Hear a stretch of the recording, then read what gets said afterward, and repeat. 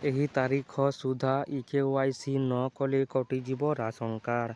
ମନ୍ତ୍ରୀ ଦେଲେ ବଡ଼ ସୂଚନା। ଏହି ସମୟରେ ମିଳିବ ନୂଆ ରାସନ କାର୍ଡ। ତେବେ କ'ଣ ରହିଛି ଏନେଇ ସମ୍ପୂର୍ଣ୍ଣ ଅପଡେଟଟି ଚାଲନ୍ତୁ ଦେଖିବା। ରାସନ କାର୍ଡ ହିତାଧିକାରୀଙ୍କ ପାଇଁ ବଡ଼ ଖବର।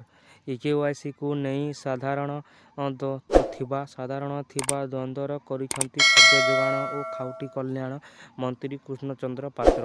ମନ୍ତ୍ରୀ କହିଛନ୍ତି ଏବେ ସୁଦ୍ଧା ୪୯ ଲକ୍ଷ ହିତାଧିକାରୀ ଇକେୱାଇସି କରିନାହାନ୍ତି। ଇକେୱାଇସି ନ କଲେ କଟିଯିବ ରାସନ କାର୍ଡ। ମନ୍ତ୍ରୀ କହିଛନ୍ତି 31 ଜାନୁଆରୀ ସୁଦ୍ଧା ରାସନ କାର୍ଡରେ ଇକେୱାଇସି ନ କଲେ ରାସନ କାର୍ଡ କଟିଯିବ।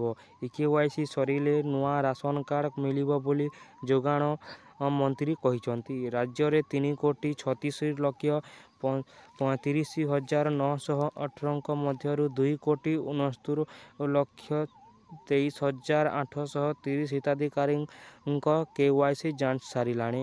6,19,836 ନୂଆ କାର୍ଡ ପାଇଁ ଆବେଦନ କରି ଅପେକ୍ଷାରେ ଅଛନ୍ତି।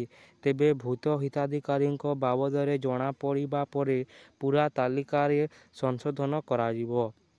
ଭୂତ ହିତାଧିକାରୀଙ୍କ ନାମକୁ ତାଲିକାରୁ ହଟାଇବା ପରେ ଯେତିକି ସ୍ଥାନ ଖାଲି ହେବ ସେଠାରେ ଯୋଗ୍ୟ ହିତାଧିକାରୀଙ୍କୁ ସାମିଲ କରାଯିବ ବୋଲି ମନ୍ତ୍ରୀ କହିଛନ୍ତି ବା ସୂଚନା ଦେଇଛନ୍ତି। ତେଣୁ 31 ଜାନୁଆରୀ ପୂର୍ବରୁ କରନ୍ତୁ ଇକେୱାଇସି। ରାସନ କାର୍ଡରେ ପଞ୍ଜୀକୃତ ସମସ୍ତ ସଦସ୍ୟଙ୍କ ପାଇଁ ଇକେୱାଇସି ବାଧ୍ୟତାମୂଳକ କରାଯାଇଛି। ଯାହାଫଳରେ ପ୍ରକୃତ ଯୋଗ୍ୟ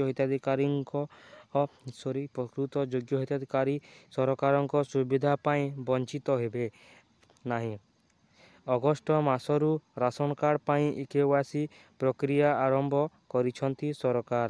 ତ ଫ୍ରେଣ୍ଡ ଇଏ ହେଉଥିଲା ଆପଣମାନଙ୍କ ପାଇଁ କିଛି ଅପଡେଟ୍। ଯଦି ଅପଡେଟଟି ଭଲ ଲାଗିଲା ତାହେଲେ ଭିଡ଼ିଓକୁ ଲାଇକ୍ କରି ଏମିତି ଭିଡ଼ିଓର ଅପଡେଟ୍ ପାଇବା ପାଇଁ ଆମ ଚ୍ୟାନେଲକୁ ସବସ୍କ୍ରାଇବ୍ କରନ୍ତୁ।